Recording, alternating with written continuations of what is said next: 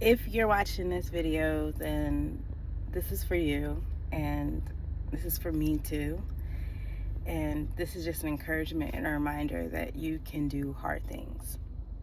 You can do the hard things. You can do the scary things. You can do the things that you have secretly been desiring but have been too afraid to move forward in. And I'm coming to you because I quit my job of 9 years working in corporate America, making $80,000 a year annually. I quit my job officially 4 months ago. It's been 6 to 7 months since I actually been working the job.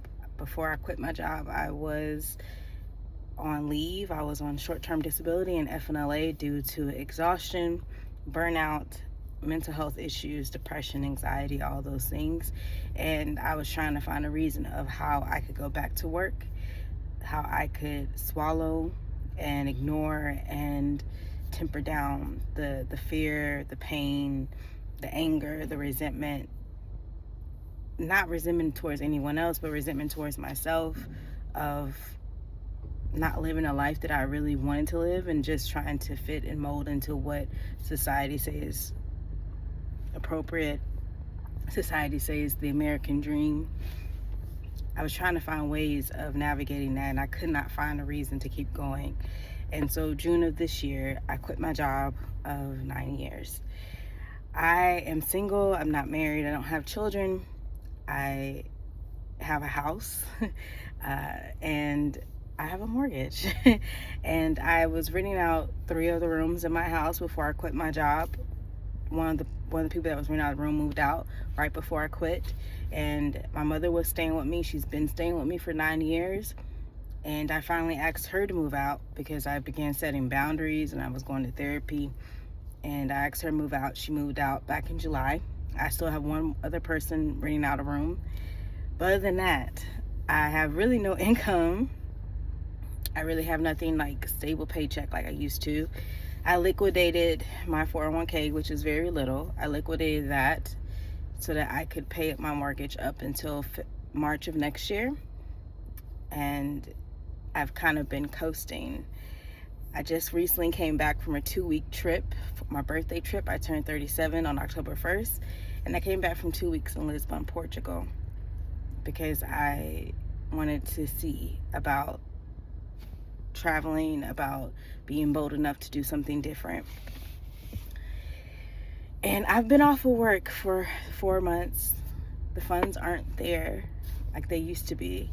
And I am more at peace than I ever been at the 9 years I was at my job, because I'm finally getting back in touch with my intuition, with my heart space, with hearing myself again, not hearing my anxiety or my fear, but actually listening to my heart. And for so long, I have been clouded and blocked from that because I was leading myself by anxiety, by fear, by survival, by scarcity. And I think a lot of us, especially in America, with the economy, with the way the world is going, with the way the presidency is going, with our own daily issues and lives, we get stuck. We are separated from our intuition. We don't trust ourselves. We seek outside of ourselves. We follow everyone. We seek advice from everyone. We seek advice from religion, from our parents, from society, from our peers. We look to others instead of looking within ourselves because we don't know how to, because we don't have a connection with ourselves. And we stay in situations too long. We get comfortable. And when we get comfortable, you normally build resentment, anger, pain, dis-ease within self, which sometimes can be reflected physically, spiritually, mentally, emotionally. And we just get complacent.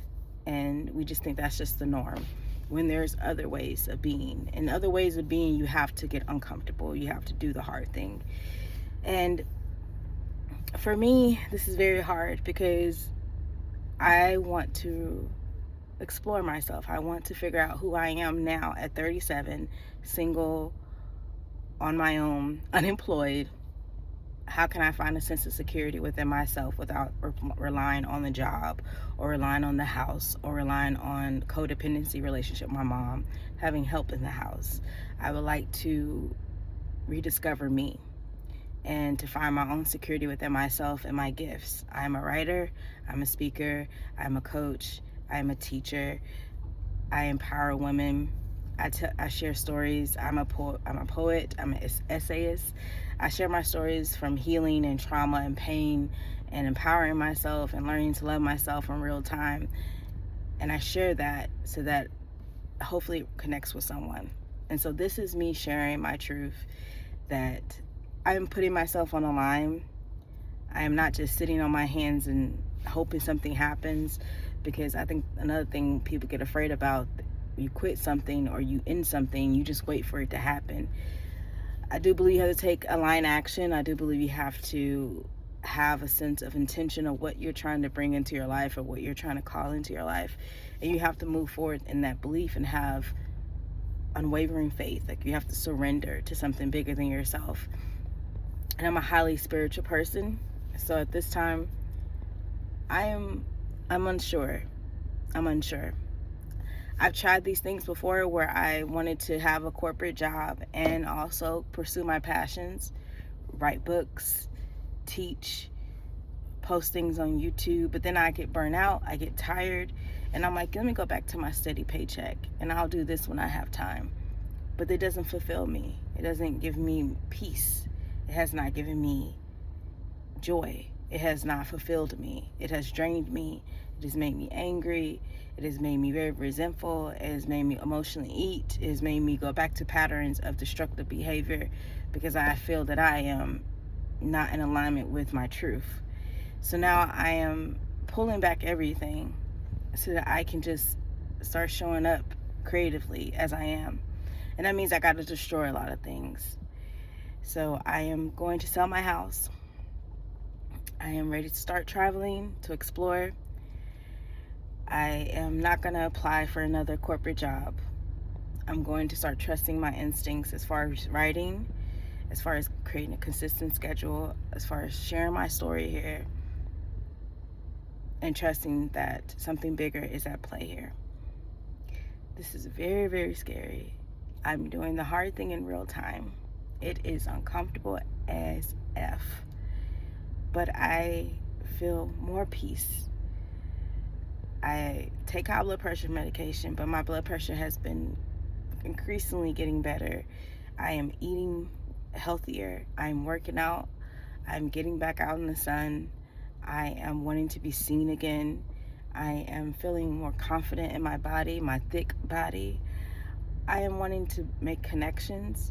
I traveled to Lisbon, Portugal solo for 2 weeks by myself, and I met amazing people, and I flirted, and I sang, and I danced, and I spoke my poetry for the first time out loud, and people praised it and laughed and enjoyed it, and I felt so empowered and so authentically me and all my shit. And I realized I can do hard things, and you can do hard things too. Does it mean you have to do it all at once? No. Does it mean that you have to just throw a wrecking ball to your life? No. What it can simply mean is that you can start choosing yourself. You can start getting in touch with what you want, figuring out who you are today. You're not the same person you were 5 years ago. What you wanted then may not be what you want now. You may want something different, but you have to get in touch with that person.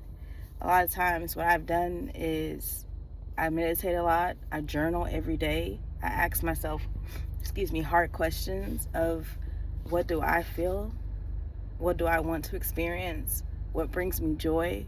What can I give myself today that brings me in alignment with what I want to feel and experience? And then I ease into that. And then I create a routine. And routine is boring, but routine changes your life. It's the little things we do over time that become big, that become the massive shift that 6 months, a year from now, we'd be like, it started here. It started when I started making these little changes. That's just like losing weight. You have to do the little things consistently over and over and over and over and over again to actually see the shift. So you can do hard things today. You can. you can. And if you can't, please subscribe here. Please follow. Please watch my journey, because I'm going to show you how you can. I'm going to be a product of the shit that I'm talking. And I've been a coach. I've been a writer, I've been a speaker. And I always said it before. I used to always tell my clients, you can do it. You can do the hard things. But the hardest thing for me was releasing the job, was being honest about that I don't want to live this life that I once prayed for, that this is no longer what I want to do. I want to go full force and trusting in my gifts and trusting in myself and believing that there's something bigger than me at play here and diving headfirst into that.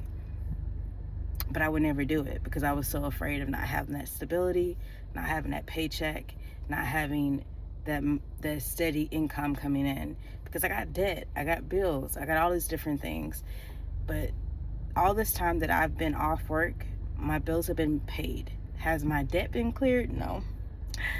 But my bills have been paid. I'm very grateful, continuously grateful that I wake up and I have somewhere to sleep. I'm protected, I'm safe, I am whole. I'm continuously grateful that things keep showing up and happening for me in ways I can't even imagine. And I'm in the process of trying to, or relearning how to rewire my nervous system from coming from a place of scarcity to getting to a place of fullness and wholeness that I can embrace or prepare myself for the wealth and the prosperity and the positive abundance that I'm calling into my life. And so this is going to be everything I share here. You can do the hard things. You can do the things you can't even imagine. And if not, just watch my journey, please, because I'm doing this and I'm afraid, I'm scared, but I'm moving forward anyway. So that's all I have to say. I'll be back, but thank you for listening, and thank you for sharing your energy with me, and thank you for just being who you are. Peace out.